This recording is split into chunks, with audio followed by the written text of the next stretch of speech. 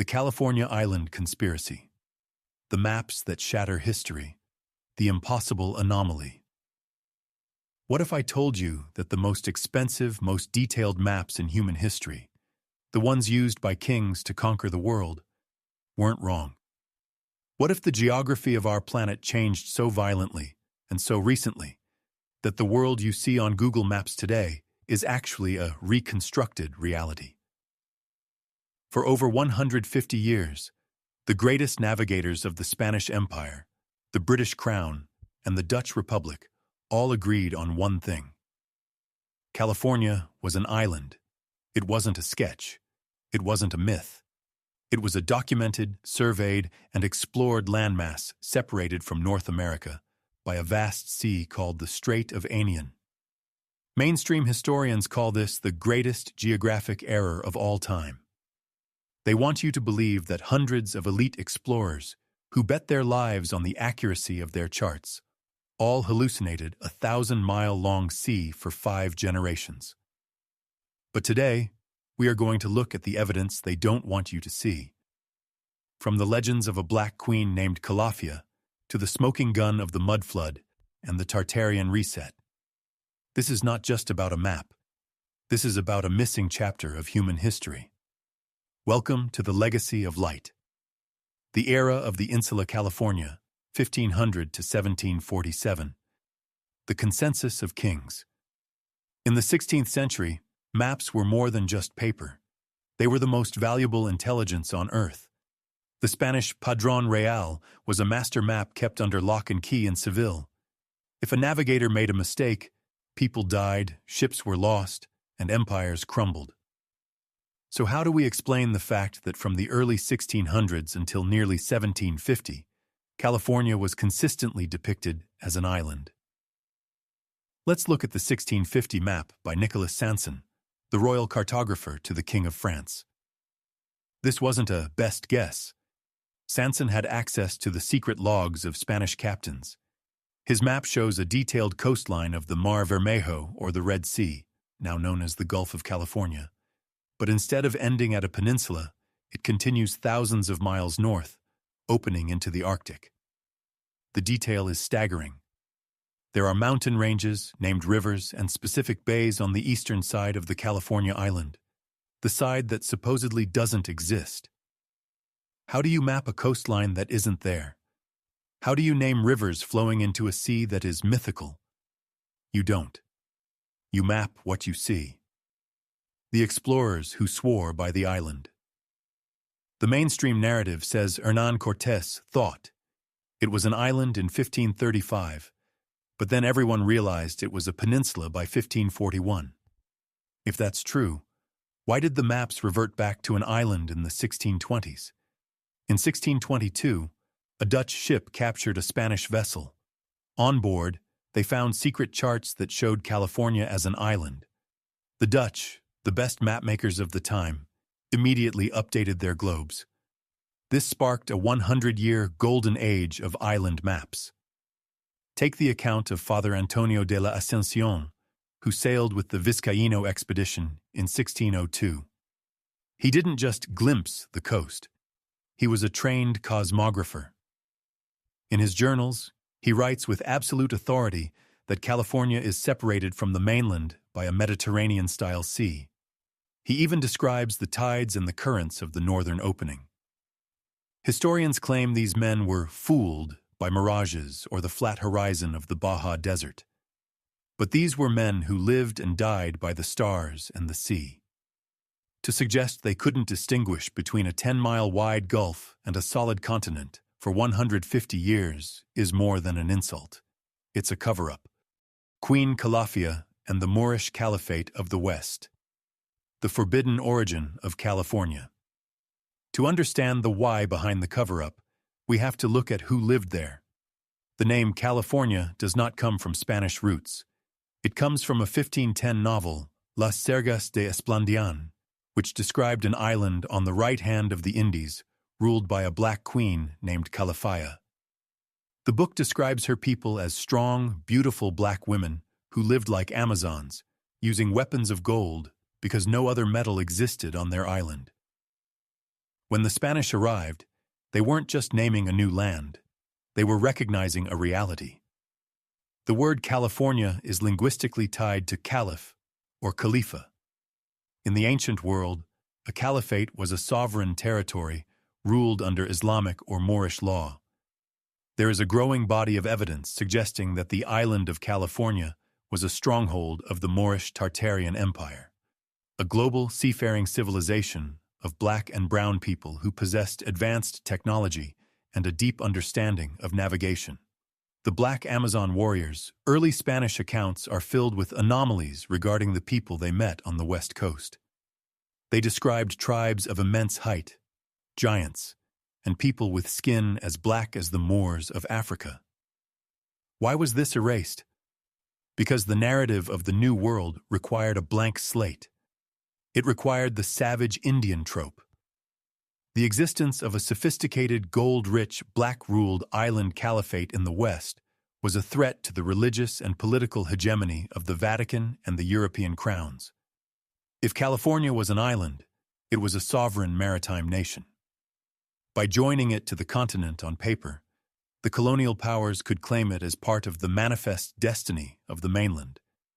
They didn't just move the land, they moved the identity of the people. They turned the proud citizens of the California island into subjects of the American peninsula.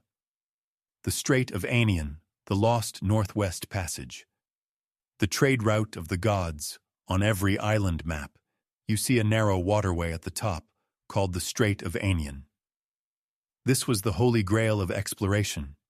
It was the Northwest Passage, a direct water route from the Atlantic to the Pacific. Modern history says it never existed, but the maps tell a different story. They show the strait as a bustling trade hub. In 1592, Juan de Fuca, a Greek navigator sailing for Spain, claimed he entered a wide opening between 47 degrees and 48 degrees north. He sailed through it for 20 days, finding a land full of gold and people dressed in rich fabrics. If California was a peninsula, where did he go? Mainstream science says he was confused by the Puget Sound. But Juan de Fuca was a seasoned pilot. He wasn't looking at a bay. He was looking at a corridor. If the Strait of Anian existed, it would have made the island of California the most strategic location on the planet. It would have been the gateway to the riches of Tartaria and the east. The suppression of the island was also the suppression of the most important trade route in history. The Mediterranean Sea of the West, the Mediterranean Sea of California, the body of water between the island and the mainland, was described as being filled with pearls and exotic fish. Explorers reported seeing massive ships with sails made of silk in these waters. Who did these ships belong to? They didn't belong to Spain or England. They belonged to the indigenous empires of the island. By the mid-1700s, the official maps began to change. The sea began to dry up on paper, but as we will see in the next chapter, it wasn't a slow drying. It was a violent, catastrophic reset that turned the sea into mud and the island into a desert. The California Island Conspiracy, the Great Reset, the Mud Flood, and the liquefaction of history. How does a sea vanish? How does an empire sink? In the mainstream timeline, geography changes over millions of years through the slow crawl of tectonic plates. But the maps of the 17th century suggest a much more violent, much more recent timeline. Enter the theory of the Great Mud Flood. Alternative historians propose that in the mid-1700s to early 1800s, the Earth experienced a series of global cataclysms, a reset that utilized atmospheric energy and massive hydraulic shifts. If California was an island separated by a shallow sea, it wouldn't take millions of years to close that gap. It would take one massive event of soil liquefaction. Imagine the Central Valley of California not as a dry, fertile farmland, but as a shallow, glittering Mediterranean sea. During a seismic reset, the mountains surrounding the valley, the Sierra Nevada and the coastal range, would have shed billions of tons of sediment in a matter of days. This mud flood didn't just bury cities, it filled the waterways. It turned the Strait of Anian into a mud flat, effectively gluing the island of California to the American continent. When the water receded, what was once a maritime paradise became a landlocked basin. The 1747 decree, preemptive damage control? Remember the royal decree by King Ferdinand VI in 1747? He declared, "California is not an island." Why then? Why not 50 years earlier or 50 years later? Perhaps the Spanish crown knew the earth was changing. Perhaps the reset was already underway, and the decree was a legal maneuver to claim the newly formed land bridge before other empires could. By declaring it a peninsula, they could enforce land-based laws over what used to be international waters. The maps didn't change because people got smarter. They changed because the world literally solidified. The 1811 New Madrid event, the final blow. To find the smoking gun of this geographic heist, we have to look at the years 1811 and 1812. While the world was distracted by the Napoleonic Wars, the North American continent was being ripped apart. The New Madrid earthquakes were so powerful, they rang church bells in Boston and turned the Mississippi River into a backward-flowing nightmare. History books treat this as an isolated event in the Midwest. But seismic energy doesn't stop at state lines. This was a continental shift. Researchers suggest that this period marked the final stage of the California transition. The massive upheaval caused the remaining waters of the California Inland Sea to drain or evaporate, leaving behind the salt-crusted deserts of the Mojave and the Salton Sink. This is why the pioneers of the 1840s found such a strange landscape. They weren't seeing an ancient desert. They were seeing a freshly dried seafloor. This explains why early settlers reported finding shells, whale bones, and salt flats in the middle of the desert. It wasn't prehistoric. It was recent. The geological smoking gun, shipwrecks in the sand, the ghost ship of the Mojave. If California was always a peninsula, then explain the lost ship of the desert. Since the late 1800s, there have been countless reports from miners, indigenous tribes, and travelers of a massive wooden sailing ship, possibly a Spanish galleon or a Viking vessel, partially buried in the sands of the Anza Borrego Desert. In 1870, a traveler named Joshua Talbot claimed he found a ship with ornate carvings and strange symbols miles from the coast. In 1933, a librarian named Peggy McKnight reported seeing the masts of a ship protruding from the dunes after a windstorm. Mainstream science says these are hallucinations, but if the inland sea existed, these ships weren't lost in the desert. They were marooned when the water vanished during the reset. They are the skeletal remains of the California Islands Navy, caught in the mud when the sea became a tomb. The Salton Sea Anomaly. Look at the Salton Sea in Southern California. In 1905, we are told an engineering accident caused the Colorado River to flood a dry basin, creating a massive inland sea. But wait, look at the maps from the 1600s again. There is a massive body of water in that exact spot, often called the Mar Vermejo. How did an accident in the 20th century perfectly recreate a geographic feature from the 17th century? Because the Earth has a memory. The Salton Sink is a natural maritime basin. The 1905 flood wasn't an accident. It was the water attempting to return to its original home. The island of California maps weren't fantasies. They were accurate depictions of a world with a much higher water table, a world that was drained to make room for the expansion of the United States. Architectural anomalies and buried cities. The inheritance, not the build. When the gold rush hit in 1849, thousands of people flooded into California. We are told they built cities like San Francisco from scratch in just a few decades. But when you look at the photos from the late 1800s, you see something impossible. You see massive, stone-carved buildings with domed roofs and intricate friezes, architecture that matches the old world of Tartaria. You see star forts like Fort Point, built with a geometric precision that defies 19th century logistics. The island of California theory suggests that these cities were already there. They were the coastal capitals of the Queen Calafia's Caliphate. When the mud flood happened, the lower levels of these cities were buried in silt.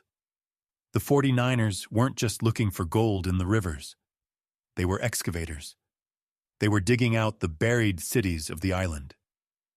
This is why so many old buildings in San Francisco have windows that are half buried underground, the classic mud flood signature. The hidden tunnels of the West.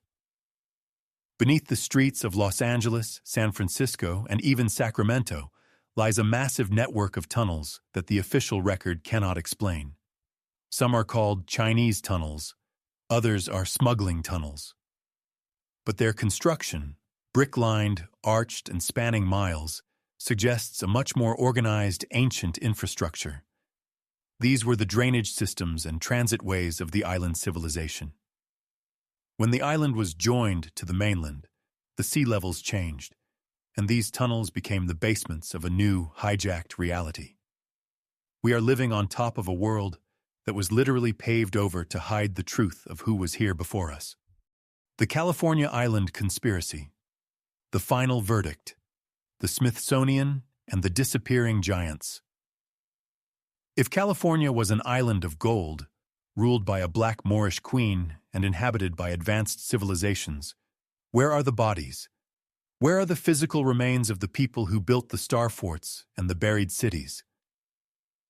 The answer lies in a name that appears at the end of every major archaeological discovery in America: the Smithsonian Institution.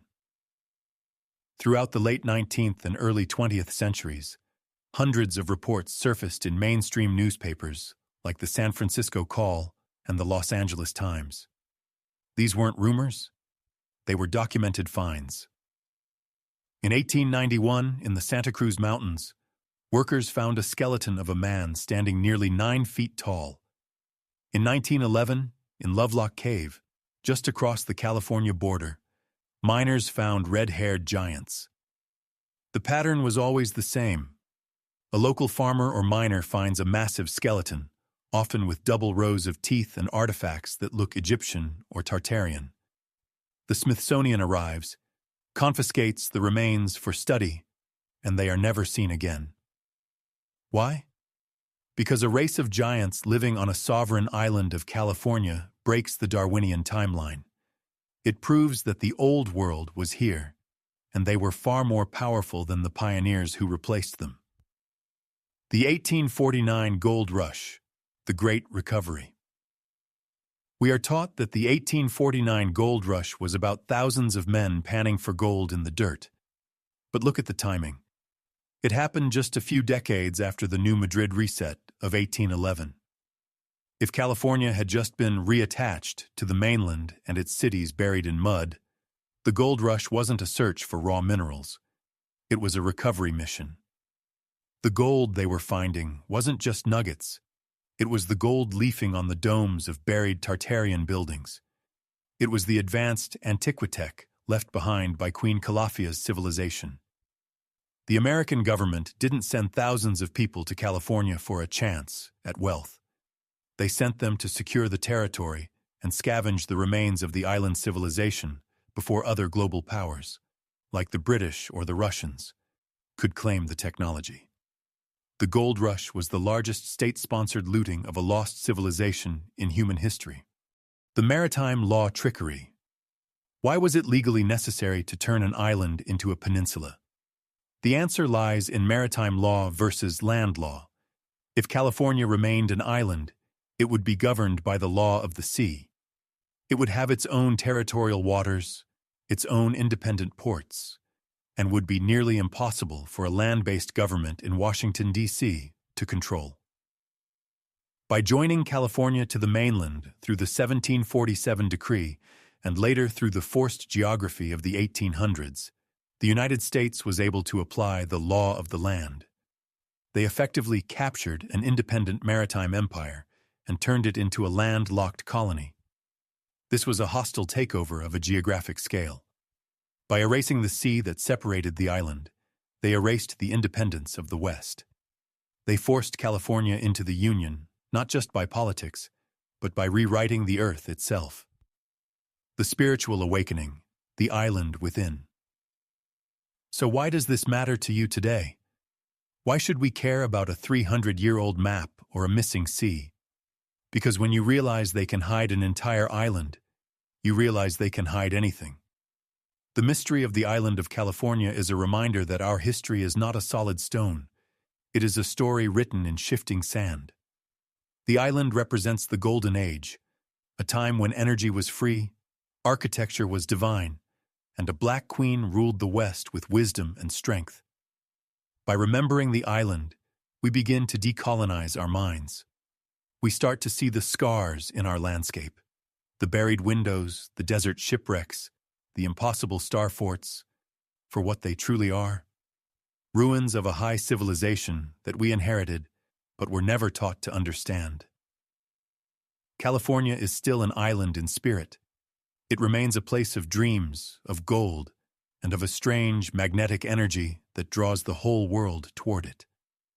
Perhaps that's because the energy of the ancient caliphate is still there, vibrating beneath the mud, waiting for a generation brave enough to look at the old maps and say, "I know the truth." The final conclusion: the veil lifts. The maps are not the error, the history books are. From the Strait of Anian to the throne of Queen Calafia, the island of California stands as the ultimate proof of the Great Reset. We have traced the maps, we have analyzed the mud, and we have exposed the cover-up. The evidence is lying in plain sight, from the bottom of the Salton Sea to the top of the buried domes of San Francisco. You've been told the world is explored and every mystery solved. But as we've seen today, the biggest mystery of all might be the ground you are standing on. This is the legacy of light.